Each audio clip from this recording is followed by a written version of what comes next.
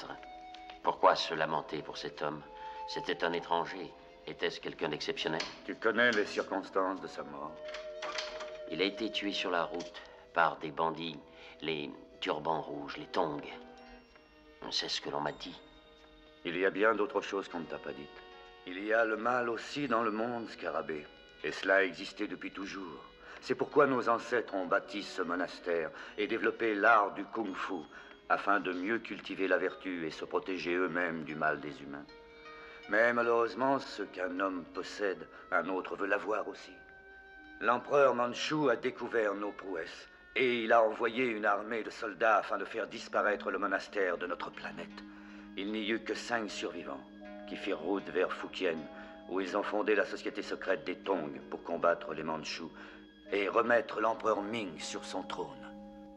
La violence devint l'arme quotidienne pour combattre la violence. Ainsi, le sage Chuang Tzu a dit, par les arguments d'éthique et les principes de morale, quelques grands crimes ont paru être vraiment nécessaires et en fait, un grand bienfait pour l'humanité.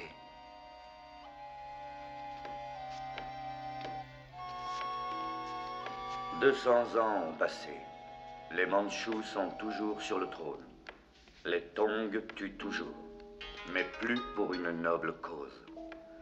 Ce sont pourtant tous des descendants des 5 prêtres Shaolin qui partirent à Fukien il y a très longtemps.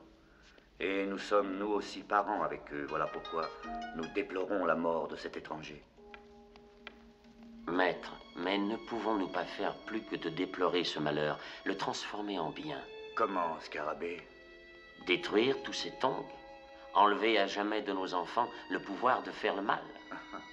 Ceux qui se sont enfuis à Fukien il y a 200 ans ont dit la même chose. Non, mon enfant, on ne peut pas supprimer le mal de notre planète. La seule chose que nous puissions faire, c'est le bannir de notre âme.